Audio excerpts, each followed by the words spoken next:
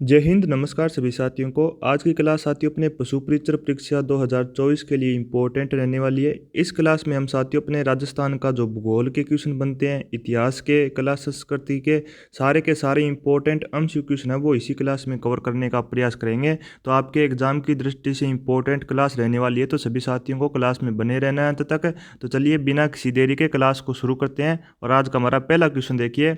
Question आपसे पूछा गया है कि बताइए कौन से लोक देवता को मारवाड़ क्षेत्र में अविवाहितों को दुल्हन तथा नवदंपतियों को सुखद वैवाहिक जीवन व बांझ स्त्रियों की संतान प्राप्ति के आशीर्वाद के लिए पूजा जाता है। आपको उस लोक देवता का नाम बताना है। क्या इल्लो जी है, या फिर मामा देव है, या फिर भूमिया जी है, या फिर पाबू जी है। सभी साथी इस क्वेश्चन का राइट आंसर है कमेंट बॉक्स में बताने का प्रयास करेंगे। एक बार सभी साथी क्लास को लाइक कीजिएगा और शेयर भी कर दीजिए ताकि और भी विद्यार्थी वो क्लास से जुड़ सकें और अपनी तैयारी को बेहतर बना सकें स्मार्ट क्लासेज एकेडमी के साथ, और यूट्यूब चैनल को सब्सक्राइब कर लें।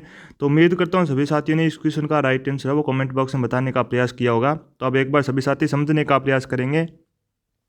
तो देखिए आपसे क्वेश्चन पूछा गया था कि कौन से लोक देवता को अपने मारवाड़ क्षेत्र के अंदर अविवाहितों को दुल्हन तथा नवदंपतियों को सुखद वैवाहिक जीवन व बांझ स्त्रियों को संतान प्राप्ति के लिए आशीर्वाद के लिए पूजा जाता है साथियों। तो यहाँ पे अपने जो एक नंबर ऑप्शन है यानी कि जो इल्लो जी लोक देवता है साथियों, यहाँ पे अपना राइट आंसर रह जाएगा, यानी कि एक नंबर ऑप्शन यहाँ पे अपना राइट रहेगा। अब बात करते हैं साथियों इल्लो जी की। तो इन्हें साथियों मारवाड़ के अंदर छेड़छाड़ के लोक देवता कहा जाता है। ये भी इंपॉर्टेंट है, कई बार एग्जाम में पूछा जा चुका है। तो आपको नोट करना साथियों, मारवाड़ में अगर आपसे क्वेश्चन पूछ लिया जाए कि बताइए मारवाड़ में छेड़छाड़ के लोक देवता किसे कहा जाता है, तो नोट कीजिएगा साथियों, छेड़छाड़ के लोक देवता तो अपने इल्लो जी रहेंगे। कौन से रहेंगे साथियों, लोक देवता कौन से हैं जिन्हें छेड़छाड़ के लिए जाना जाता है, तो इल्लो जी रहेंगे। यानी कि आप क्वेश्चन में भी देख सकते हैं इनकी जो प्रसिद्धि है साथियों, ये अपने मारवाड़ क्षेत्र के अंदर, यानी कि सर्वाधिक मान्यता ये साथियों कहाँ पर है, अपने मारवाड़ के अंदर। ये भी आपको ध्यान में रखना है, नोट कीजिएगा। और फिर बात करते हैं साथियों, यहाँ पे आपको 2 नंबर ऑप्शन दे रखा है, यानी कि मामा देव दे रखा है। यानी कि इन्हें साथियों इनसे भी संबंधित एक ही क्वेश्चन बार बार रिपीट होता है कि बताइए बरसात के लोक देवता किसे कहते हैं, तो ये अपने मामा देव को कहा जाता है। ये आपको नोट करने हैं, यहीं पे आप नोट कीजिएगा। अगर आपसे क्वेश्चन पूछ लिया जाए कि बताइए बरसात के लोक देवता, नोट कीजिएगा साथियों, बरसात के लोक देवता किसे कहते हैं साथियों, तो मामा देव को कहा जाता है। तो ये आपको नोट करना है। यहाँ पे मैंने साथियों आपको बताने का प्रयास किया है, जल्दी से इन्हें नोट कीजिएगा, जल्दी जल्दी नोट कीजिएगा। फिर एक बार मैं आपको दोबारा से भी इन क्वेश्चनों को बताऊंगा ताकि आपके क्लास में कंठस्थ याद हो सके। तो देखिए दोबारा से देखते हैं इन क्वेश्चनों को। देखिए सबसे पहले मैंने आपको बताया साथियों, जो इल्लो जी है साथियों, यानी कि एक नंबर ऑप्शन इल्लो जी को साथियों मारवाड़ के अंदर छेड़छाड़ के लोक देवता भी कहा जाता है। सबसे इंपॉर्टेंट क्वेश्चन बनता है, बार बार एग्जाम में पूछा जाता है, और आपके पशु परिचर परीक्षा की दृष्टि से इंपॉर्टेंट क्वेश्चन है साथियों, ध्यान में रखना, इंपॉर्टेंट लगा लेना। पशु परिचर 2024 के एग्जाम में पक्का यहाँ से क्वेश्चन छपने वाला है। तो यहाँ पे मारवाड़ में छेड़छाड़ के लोक देवता इल्लो जी हो गए। और इनकी सर्वाधिक प्रसिद्धि की बात करें साथियों, तो ये भी अपने मारवाड़ क्षेत्र के अंदर इनकी सर्वाधिक मान्यता है। ये भी आपके एग्जाम में पूछा जा सकता है। और सबसे इंपॉर्टेंट बरसात के लोक देवता अगर आपसे पूछ लिया जाए तो मामा देव बरसात के लोक देवता रहेंगे। इंपॉर्टेंट है, उम्मीद करता हूँ सभी साथियों को क्वेश्चन वो समझ में आ गया होगा, और जल्दी से नोट कीजिएगा साथियों और फिर आगे बढ़ेंगे। और अगर क्लास आपको अच्छी लग रही है तो क्लास के अंत तक सभी साथियों को बने रहना है ताकि आपकी तैयारी में इजाफा हो सके और पशु परिचर के एग्जाम में आप बड़ा बेहतर कर सके। और एक बार क्लास को लाइक कर दीजिएगा, शेयर कर दीजिए, और यूट्यूब चैनल को सब्सक्राइब करके जल्द से जल्द 3000 सब्सक्राइबर का आंकड़ा पहुंचाइए। तो चलिए आगे बढ़ते हैं। नेक्स्ट क्वेश्चन देखिए, आज का हमारा 2 नंबर क्वेश्चन देखिए। आपसे क्वेश्चन पूछा गया है कि असंगत छांटना। आपके सामने 4 ऑप्शन दिए गए हैं, आपको साथियों असंगत का चयन करना है, जिसमें पहला ऑप्शन दे रखा है पाबूजी की फड़ रावण हत्ता वाद्य यंत्र, और बी नंबर ऑप्शन दे रखा है देवजी की फड़ जंत्र वाद्य यंत्र, और 3 नंबर ऑप्शन गोगा जी की फड़ डेरू वाद्य यंत्र, या फिर 4 नंबर ऑप्शन रामदेव जी की फड़ एकतारा वाद्य यंत्र। आपको साथियों असंगत का चयन करना है, यानी कि कौन सा विकल्प है वो यहाँ पे असंगत दिया गया है। तो जल्दी से सभी साथी इस क्वेश्चन का राइट आंसर है वो कमेंट बॉक्स में बताएंगे। 4 ऑप्शन आपके सामने है, तो फटाफट से सभी साथियों को इस क्वेश्चन का राइट आंसर देना है ताकि आपको पता लग सके कि आपकी तैयारी है वो किस लेवल की चल रही है। और मैं आपको बता दूं साथियों, इसी प्रकार के क्वेश्चन है वो आपके एग्जाम में पूछे जाएंगे। तो गंभीर रूप से क्लास में रहिए और समझते रहिए और नोट भी करते रहिए। तो चलिए यहाँ पे मैं आपको राइट आंसर बताने का प्रयास करूंगा। जो अपना साथियों 4 नंबर ऑप्शन है यहाँ पे अपना राइट हो जाएगा, यानी कि रामदेव जी की फड़ एकतारा वाद्य यंत्र है। यहाँ पे मैं आपको बताना चाहूँगा साथियों, जो अपने बाबू जी की फड़ है ये अपने रावण हत्था वाद्य यंत्र इसमें प्रयोग किया जाता है। देव जी की फड़ के अंदर साथियों जंत्र वाद्य यंत्र प्रयोग में लिया जाता है। और ये मैं आपको बता दूं, अब की बार पशु परीक्षर 2024 के एग्जाम में आपके एग्जाम में पक्का आने वाला है देव जी की फड़ पशु परीक्षर 2024। इंपॉर्टेंट लगा लेना, एग्जाम में छपने वाला क्वेश्चन है कि बताइए देव जी की फड़ का वाचन करते समय कौन सा वाद्य यंत्र है वो उपयोग में लिया जाता है। तो जंत्र वाद्य यंत्र रहेगा, आपको ध्यान में रखना है। और गोगा जी की जो फड़ है साथी अपने डेरू वाद्य यंत्र इसमें उपयोग में लिया जाता है। अब बात करते हैं साथियों रामदेव जी की फड़ की बात करें साथियों, तो यहाँ पे अपने एकतारा वाद्य यंत्र नहीं उपयोग में लिया जाता है। आपको पता होना चाहिए यहाँ पे अपने जो रावण हत्था होता है साथियों, कौन सा आपको ध्यान में रखना है साथियों, रावण हत्था ये अपने रामदेव जी की फड़ के वाचन के समय इसका उपयोग किया जाता है। तो ये आपको यहाँ पे ध्यान में रखना है। इस प्रकार आप देख सकते हैं जो 4 नंबर ऑप्शन है यहाँ पे अपना राइट हो जाएगा। तो जल्दी से नोट कीजिएगा। एक क्वेश्चन के साथ साथ आप देख सकते हैं साथियों हमने 4 क्वेश्चन है वो कवर किए हैं, क्योंकि जो 1 number option, B number option और 3 नंबर ऑप्शन साथियों आप देख सकते हैं यहाँ पे इन प्रत्येक ऑप्शन से एक एक क्वेश्चन बनता है, तो सारे के सारे इंपॉर्टेंट बनते हैं। इसी प्रकार हमने एक क्वेश्चन के साथ साथ 4 क्वेश्चन कवर किए हैं। तो उम्मीद करता हूँ सभी साथियों को समझ में आया होगा। और इंपॉर्टेंट क्वेश्चन साथियों बार बार एग्जाम में आपके बार बार एग्जाम जो भी अपनी शिफ्टें रहेगी उन पे प्रत्येक एग्जाम में घुमा फिरा कर यहीं से क्वेश्चन पूछा जाएगा फड़ से संबंधित। तो जल्दी से नोट कीजिएगा। यहाँ पे आपको सबसे पहले नोट करना है जो बाबू जी की फड़ है इसमें साथियों अपने रावण हत्या का वाद्य यंत्र का उपयोग किया जाता है। देव जी की फड़ में सबसे इंपॉर्टेंट पशु परीक्षर 2024 के एग्जाम की दृष्टि से अपने जंत्र वाद्य यंत्र का, और गोगा जी की फड़ में अपने डेरू वाद्य यंत्र, और रामदेव जी की फड़ में आपको ध्यान में रखना है साथियों रावण हत्या का यूज किया जाता है।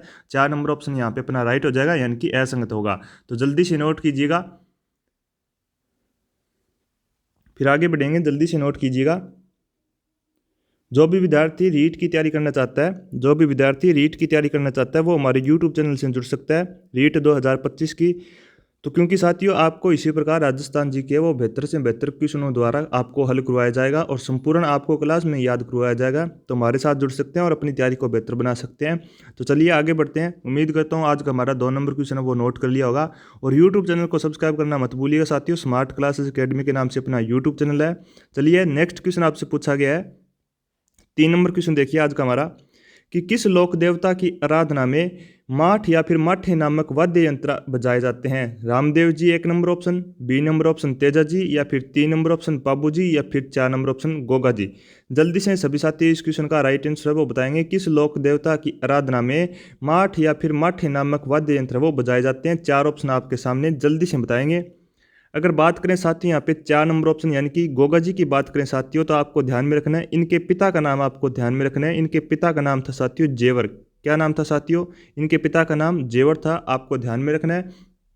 और बात करें साथियों गोगा जी की जन्म की, यह भी आपको ध्यान में रखना है, क्योंकि अक्सर एग्जाम में साथियों इसी से संबंधित यानी कि ऑप्शनों से संबंधित ही क्वेश्चन पूछ लिए जाते हैं।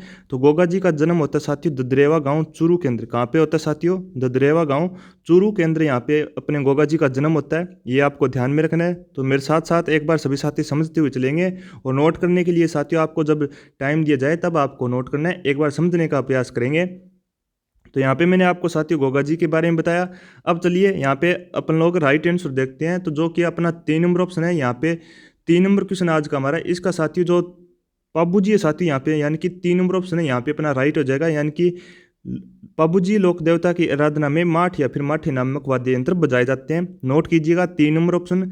अगर बात करें साथियों यहाँ पे पाबू जी की, तो आपको पाबू जी से संबंधित दो दो क्वेश्चन ऐसे हैं साथियों जो रिपीट होते हैं, वो आपको ध्यान में रखना है। एक तो पूछा जाता है ऊंटों के देवता किसे कहते हैं, बाबू जी को कहा जाता है। और प्लेग रोग रक्षक लोक देवता भी इन्हीं को कहा जाता है। तो ये दोनों के दोनों मैं आपको एक साथ नोट करवा रहा हूँ, तो नोट कीजिएगा। एक तो कहते हैं साथियों इन्हें ऊंटों के लोक देवता या फिर आप लोक देवता कह सकते हैं। एक कहते हैं साथियों इन्हें बाबू जी को प्लेग रोग रक्षक लोक देवता। ये भी आप नोट कीजिएगा इसी के साथ, प्लेग रोग रक्षक लोक देवता। उम्मीद करता हूँ सभी साथियों का इंटरेस्ट है वो क्लास में बना रहा है। तो देखिए दोबारा से देखते हैं, मैं आपको एक बार दोबारा से बताना चाहूँगा क्योंकि इंपॉर्टेंट क्वेश्चन साथियों बार बार एग्जाम में यही घुमा फिरा कर क्वेश्चन है वो पूछ लिए जाते हैं। तो सबसे पहले मैंने आपको यहाँ पे बताने का प्रयास किया कि यानी कि जो पाबूजी है साथियों, ये अपने पाबूजी लोक देवता है, इनकी आराधना में साथियों माठ या फिर माठे नामक है वो वाद्य यंत्र बजाए जाते हैं, आपको ध्यान में रखना है। और पीछे मैंने अभी आपको बताया था यानी कि ये फट से संबंधित मैंने आपको वाद्य यंत्र बताए थे, यानी कि कौन से लोक देवता के अपने फट वाचन में कौन से वाद्य यंत्र का प्रयोग किया जाता है, ये भी आपको ध्यान में रखना है। और फिर मैंने आपको नेक्स्ट क्वेश्चन पूछ लिया था कि माठ या फिर माठे वाद्य यंत्र वो कौन से लोक देवता की आराधना में बजाए जाते हैं। तो ये आपको सारे के सारे क्वेश्चन वो ध्यान में रखने हैं। यहाँ पे अपने पाबूजी राइट आंसर हो जाएगा। इन्हें ऊंटों के लोक देवता कहा जाता है, जो कि मोस्ट इंपॉर्टेंट क्वेश्चन है, बार बार पूछा जाता है। और एक इन्हें प्लेग रक्षक लोक देवता भी कहते हैं पाबूजी को। तो ये बातें आपको ध्यान में रखनी है। और सबसे इंपॉर्टेंट साथियों गोगा जी, जो कि राजस्थान के 5 पीरों में शामिल है, आपको ध्यान में रखना है। तो इनकी बात करें साथियों तो इनके पिता का नाम मैंने आपको बताया, इनके पिता का नाम जेवर है। और इनका जन्म है साथियों, ये जो अक्सर एग्जाम में पूछ लिया जाता है, जन्म इनका साथियों ददरेवा गांव चूरू के अंदर होता है, ये भी आपको ध्यान में रखना है। और गोगा जी की बात करें साथियों, ये अपने गोगा में एक स्थान पूछा जाता है, जो कि अपने नोहर तहसील के अंदर अपने हनुमानगढ़ डिस्ट्रिक्ट के अंदर है, ये भी आपको ध्यान में रखना है। तो ये सारे की सारी बातें साथियों आपको ध्यान में रखनी है और आप जल्दी से नोट कीजिएगा क्योंकि इंपॉर्टेंट है और आपके एग्जाम की दृष्टि से पक्का आपके एग्जाम में छपने वाला है। पशु परीक्षक 2024 के एग्जाम हो चाहे साथियों या फिर अपने रीट की 2025 में जो पात्रता परीक्षा होने वाली है जनवरी माह में, उसके लिए भी ये क्लास है वो इम्पोर्टेंट है। तो सभी साथी एक बार क्लास को शेयर कर दीजिए। जो भी विद्यार्थी अपनी राजस्थान लेवल की तैयारी कर रहा है वो इस क्लास से जुड़ सकता है और अपनी तैयारी को बेहतर बना सकता है। तो देखिए जल्दी से नोट कीजिएगा, किस लोक देवता की आराधना में माठ या फिर माठे नामक वाद्य यंत्र बजाते हैं। तो पाबूजी यहाँ पे अपना राइट होगा। और पाबूजी के बारे में मैंने आपको यहाँ पे 2 बातें बताई, एक तो इन्हें ऊंटों के लोक देवता कहते हैं, प्लेग रोग रक्षक लोक देवता कहते हैं। और गोगा जी की बात करें तो गोगा जी के बारे में आपको नोट करना है, इनके पिता का नाम है वो जेवर है। और बात करें साथियों गोगा जी की तो इनके जन्म स्थान आपको लिखना है ददरेवा गाँव चूरू, यहाँ पे इनका जन्म होता है। तो ये सारे की सारी बातें साथियों आपको एक साथ नोट करनी है ताकि आप जब भी दोबारा इनका रिवीजन करें तो आप बड़ी आसानी से एक साथ इनको पढ़ सकें। चलिए आगे बढ़ते हैं। उम्मीद करता हूँ क्लास को लाइक कर दिया होगा, शेयर भी कर दिया होगा और यूट्यूब चैनल को सब्सक्राइब कर लेंगे ताकि आपके सामने इसी प्रकार शानदार और जानदार राजस्थान जी की क्लासें वो चलती रहे। चलिए आज का हमारा नेक्स्ट क्वेश्चन देखते हैं। क्वेश्चन आपसे पूछा गया है कि बताइए वीर तेजा जी का जो जन्म है साथियों कहाँ पर होता है। क्या पीपासर नागौर में होता है, परबतसर नागौर में होता है, खड़नाल नागौर में होता है या फिर कतरियासर बीकानेर में होता है। जल्दी से बताएंगे। इंपॉर्टेंट क्वेश्चन साथियों, वीर तेजा जी का जन्म है वो कहाँ पर होता है। जल्दी जल्दी से सभी साथी इस क्वेश्चन का राइट आंसर वो बताएंगे। तो देखिए साथियों अगर बात करें यहाँ पे राइट आंसर की कि वीर तेजा जी का जो जन्म होता है साथियों कहाँ पे होता है, तो ये अपने खड़नाल नागौर के अंदर इनका जन्म होता है, आपको ध्यान में रखना है। और इनसे संबंधित साथियों वीर तेजा जी की बात करें तो इनसे संबंधित एक ही क्वेश्चन पूछा जाता है जहाँ पे आप वो कह सकते हैं कि मात खा जाते हो। यानी कि एक क्वेश्चन पूछा जाता है कि बताइए निम्न में से कौन से लोक देवता है वो राजस्थान के 5 पीरों में शामिल नहीं होते हैं। तो वहाँ पे अपने एक ऑप्शन वीर तेजा जी का होता है। तो आप सबसे पहले आपको ध्यान में नहीं रखता कि तेजा जी वो अपने 5 पीरों में शामिल है या फिर नहीं है, तो आपको ध्यान में रखना है वीर तेजा जी है वो राजस्थान के 5 पीरों में शामिल नहीं है। ये आपको सबसे पहले आपको ध्यान में रखनी है क्योंकि डायरेक्ट यहाँ से क्वेश्चन पूछा जाता है और वो क्वेश्चन आपका गलत हो जाता है। तो ये एक बात आपको ध्यान में रखनी है। फिर जन्म बात करें साथ ही इनका जन्म स्थान आपको ध्यान में रखना है, खड़नाल नागौर में इनका जन्म होता है। तो ये सारी की सारी बातें साथियों आपको ध्यान में रखनी होती है। तो नोट कीजिएगा वीर तेजा जी का जन्म अपने खड़नाल नागौर में होता है। और इनके बारे में एक बात आपको नोट करनी है कि ये राजस्थान के 5 पीरों में शामिल नहीं है। सबसे इंपॉर्टेंट है, बार बार एग्जाम में क्वेश्चन में पूछा जाता है। तो जल्दी से नोट कीजिएगा और क्लास को लाइक कर दीजिएगा। और इस क्लास के ऊपर साथियों आपको लाइक का टारगेट दिया जाता है, मात्र 50 लाइक का आपको टारगेट दिया जाता है। इस क्लास के ऊपर आपको 50 लाइक का टारगेट है वो पूरा करना है। और यूट्यूब चैनल को सब्सक्राइब कर लेंगे और शेयर भी कर दीजिएगा क्लास को साथियों ताकि और भी विद्यार्थी वो क्लास से जुड़ सकें। और जल्दी से जल्दी 3000 सब्सक्राइबर है वो इस यूट्यूब चैनल पर पूरे कीजिए ताकि आपके सामने इसी प्रकार रीट 2025 के लिए क्लासें वो निरंतर जारी रहे। और पशु परीक्षक की एग्जाम है वो साथियों नज़दीक किया है, तो अपने डेली क्लासें यहाँ पे अपने स्मार्ट क्लासेज अकेडमी के ऑफिशियल यूट्यूब चैनल पर आपको क्लासें मिलती है। तो फ्री ऑफ कॉस्ट अपनी क्लासें रहती है, तो ज़रूर देखिएगा इन क्लासों को और अपनी तैयारी को बेहतर कीजिएगा। चलिए आगे देखते हैं। नोट कर लिया होगा क्वेश्चन को। देखिए नेक्स्ट क्वेश्चन आपसे पूछा गया है कि बताइए भित्ति चित्रण की दृष्टि से कहाँ की हवेलियाँ हैं वो प्रसिद्ध है। उदयपुर की है, बीकानेर की है, जैसलमेर की है या फिर शेखावाटी की है। इंपॉर्टेंट है, आपके एग्जाम में छपने वाला क्वेश्चन है, सुपरीक्षर 2024 के एग्जाम में पक्का यहाँ से क्वेश्चन आपसे पूछा जाएगा कि बताइए भित्ति चित्रण की दृष्टि से कहाँ की हवेलियाँ प्रसिद्ध है। और क्वालिटी के लिए मैं आपको बता दूं साथियों, अगर किसी भी विद्यार्थी को साफ तरीके से दिखाई नहीं दे रहा है तो वो अपनी यूट्यूब पे जाकर, यूट्यूब पे अपनी क्लास चल रही है तो वहाँ पे अपनी क्वालिटी को बढ़ाकर साथियों 1080 करें, ताकि आपके सामने क्वेश्चन है वो स्पष्ट दिखाई दे सके। तो सारी की सारी क्लासेस साथियों आपको क्वालिटी अपनी इंक्रीज करके देखनी है, ताकि आपको स्पष्ट और अच्छे तरीके से दिखाई दे सके। तो चलिए इस क्वेश्चन को बताइए, भित्ति चित्रण की दृष्टि से कहाँ की हवेलियाँ प्रसिद्ध है। क्या उदयपुर की हवेलियाँ प्रसिद्ध है, या फिर बीकानेर की हवेलियाँ प्रसिद्ध है, या फिर जैसलमेर की हवेलियाँ प्रसिद्ध है, या फिर शेखावाटी की है। इंपॉर्टेंट लगा लेना, एग्जाम में क्वेश्चन है वो छपने वाला है। और अपने यूट्यूब चैनल का नाम साथियों स्मार्ट क्लासेज अकेडमी के नाम से इसको सब्सक्राइब कर लेंगे। तो जल्दी से बताएं इस क्वेश्चन का राइट आंसर कमेंट बॉक्स में सभी साथियों को बताना है। अब अगर बात करें साथी यहाँ पे 2 नंबर ऑप्शन यानी कि बीकानेर की बात करें तो सभी साथी ध्यानपूर्वक सुनने का प्रयास करेंगे। तो देखिए साथियों, बीकानेर से संबंधित एक आपसे क्वेश्चन पूछा जाता है कि बताइए 1000 हवेलियों का शहर किसे कहा जाता है। तो बीकानेर को कहा जाता है। तो आप नोट कीजिएगा, 1000 हवेलियों का शहर किसे कहा जाता है। 1000 हवेलियों का शहर। कई बार उपनामों से संबंधित एक क्वेश्चन डायरेक्ट पूछ लिया जाता है, तो ये आपको सारे के सारे उपनाम है वो याद होने चाहिए। तो देखिए 1000 हवेलियों का शहर किसे कहा जाता है साथियों, बीकानेर को कहा जाता है, आपको ध्यान में रखना है। और नवाबों की नगरी है वो टोंक को कहा जाता है, ये भी आपको ध्यान में होना चाहिए। तो इस प्रकार साथियों वन लाइनर के जो भी क्वेश्चन बनते हैं वो सारे के सारे इंपॉर्टेंट हो जाते हैं, तो ध्यान में रखना है आपको ये सारे के सारे क्वेश्चन। चलिए आगे देखते हैं। इस क्वेश्चन का मैं आपको यहाँ पे राइट आंसर बता देता हूँ। जो अपना साथियों 4 नंबर ऑप्शन है यहाँ पे अपना राइट हो जाएगा, यानी कि भित्ति चित्रण की दृष्टि से साथियों जो शेखावाटी है साथियों यहाँ की हवेलियाँ प्रसिद्ध है, यानी कि 4 नंबर ऑप्शन अपना राइट हो जाएगा। जल्दी से नोट कीजिएगा। उम्मीद करता हूँ सभी साथियों को क्वेश्चन है वो समझ में आ गया होगा।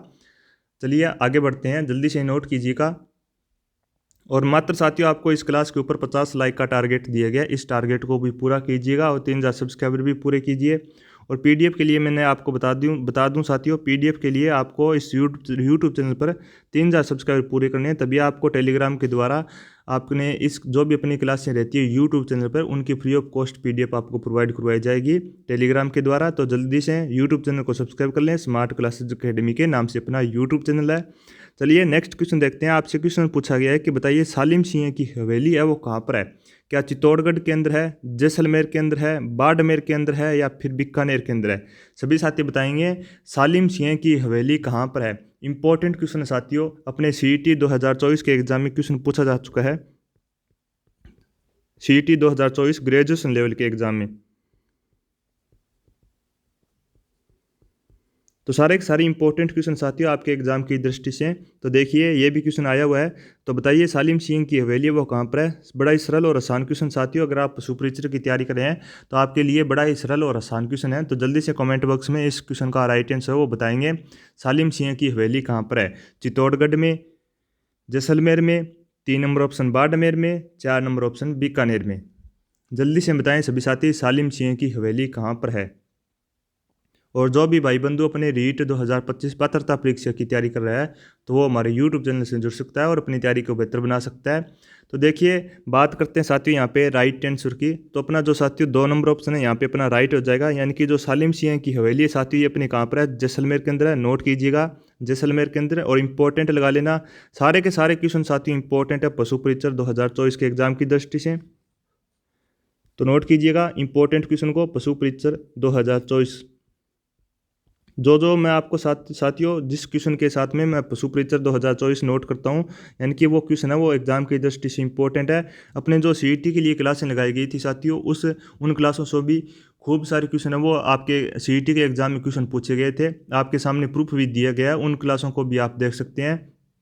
अगर आप विश्वास करते हो साथियों तो पशु परीक्षा के लिए आपके इन क्लासों जितनी भी क्लासें अपने पशु परीक्षा के लिए रहेगी राजस्थान जीके के उन क्लासों से कोई भी क्वेश्चन है वो बाहर नहीं जाने वाला है। तो सारी की सारी क्लासें वो आपको अटेंड करनी है। तो चलिए नोट कर लिया होगा इस क्वेश्चन को, सालिम सिंह की हवेली। आपको सारे के सारे क्वेश्चन नोट करने होते हैं साथियों। चलिए आगे देखते हैं, नेक्स्ट क्वेश्चन की तरफ बढ़ते हैं। आज का हमारा नेक्स्ट क्वेश्चन आपसे पूछा गया है सभी साथी ध्यानपूर्वक क्वेश्चन को पढ़ेंगे। शहरिया जनजाति है वो, शहरिया जनजाति की बस्ती को साथियों क्या कहा जाता है, आपको बताना है। क्या शहरना कहा जाता है, शहरोल कहा जाता है, अताई कहा जाता है, या फिर गोत्र कहा जाता है।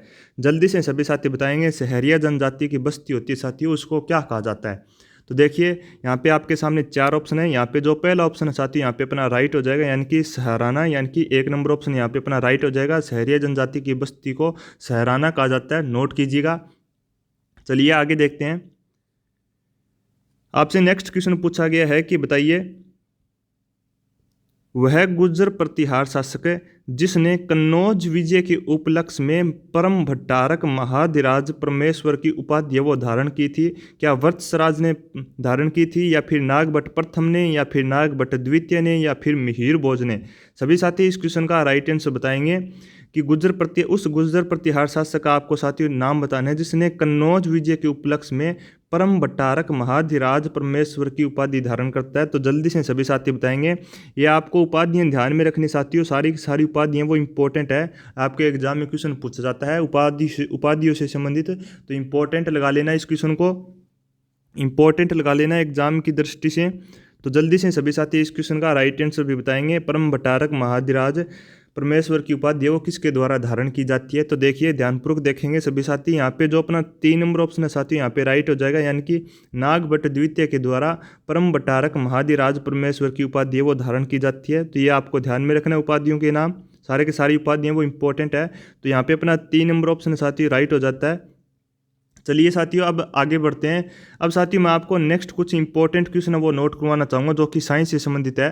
तो आपसे अगर क्वेश्चन पूछ लिया जाए कि बताइए दूरदृष्टि दोष में किस लेंस का चश्मा का उपयोग होता है, क्योंकि अपने CET ग्रेजुएशन लेवल के एग्जाम में क्वेश्चन पूछा हुआ है तो इंपॉर्टेंट बनता है, आपके एग्जाम में भी पूछा जा सकता है। तो देखिए अगर आपसे क्वेश्चन पूछ लिया जाए तो एक बार सभी साथी समझने का प्रयास करेंगे। तो देखिए क्वेश्चन अगर आपसे पूछ लिया जाए कि बताइए दूरदृष्टि दोष में किस लेंस का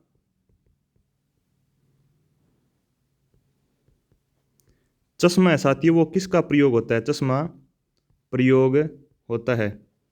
तो जल्दी से सभी साथी जिस जिस विद्यार्थियों को इस क्वेश्चन का राइट आंसर पता है वो मुझे कमेंट बॉक्स में बताएगा।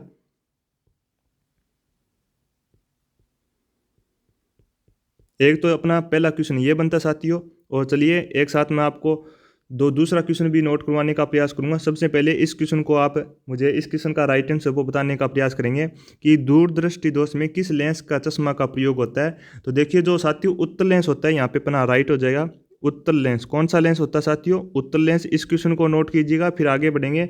जल्दी से नोट कीजिएगा, इंपॉर्टेंट क्वेश्चन साथियों, उत्तल लेंस यहाँ पे अपना राइट हो जाएगा, यानी कि दूरदृष्टि दोष में अपने उत्तल लेंस के चश्मे का प्रयोग होता है। नेक्स्ट इसी से संबंधित क्वेश्चन है, इंपॉर्टेंट है दोनों के दोनों, बार बार एग्जाम में पूछे जाते हैं। तो चलते हैं नेक्स्ट क्वेश्चन की तरफ। उम्मीद करता हूँ सभी साथियों ने इस क्वेश्चन को भी नोट कर लिया होगा। जल्दी से नोट कीजिएगा फिर आगे बढ़ते हैं।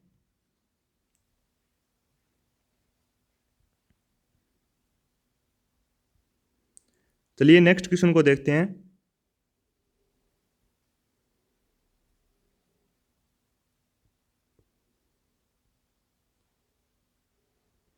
देखिए नेक्स्ट क्वेश्चन की बात करते हैं साथियों, निकट दृष्टि दोष में किस लेंस के चश्मा का प्रयोग होता है। तो ये भी इंपॉर्टेंट है, एग्जाम में आपसे पूछा जा सकता है। तो लिखिएगा साथियों निकट दृष्टि दोष। कौन सा दोष साथियों, ये निकट दृष्टि दोष और दूरदृष्टि दोष है, ये दोनों के दोनों इंपॉर्टेंट है। इनसे संबंधित कई बार एग्जाम में क्वेश्चन पूछा जाता है, तो ध्यान में रखना आपको। निकट दृष्टि दोष में किस लेंस का चश्मा प्रयोग होता है। तो देखिए यहाँ पे भी मैं आपको राइट आंसर वो नोट करवाने का प्रयास करूंगा। तो देखिए यहाँ पे अपना जो अवतल लेंस है साथियों, यहाँ पे अपना राइट हो जाएगा। तो नोट कीजिएगा अवतल लेंस, नोट कीजिएगा साथियों अवतल लेंस, यहाँ पे अपना राइट हो जाएगा। तो यहाँ पे मैंने 2 नंबर क्वेश्चन आपको बताया साथियों, निकट दृष्टि दोष में किस लेंस का चश्मा का उपयोग होता है, अवतल लेंस का। इसी प्रकार साथियों अपने पशु परीक्षण 2024 के लिए रेगुलर क्लास हैं वो जारी रहेगी, तो उन क्लासों को जरूर देखिएगा ताकि आपके एग्जाम में आप बेहतर कर सकें और आप सरकारी नौकरी है वो प्राप्त कर सकें। तो चलिए साथियों, यहाँ पे अपनी क्लास है वो कंप्लीट होती है। नेक्स्ट मिलते हैं अगली क्लास में, तब तक आप इसी प्रकार घर बैठे हुए अपनी तैयारी को बेहतर करते रहिए स्मार्ट क्लासेज एकेडमी के ऑफिशियल यूट्यूब चैनल के साथ। धन्यवाद।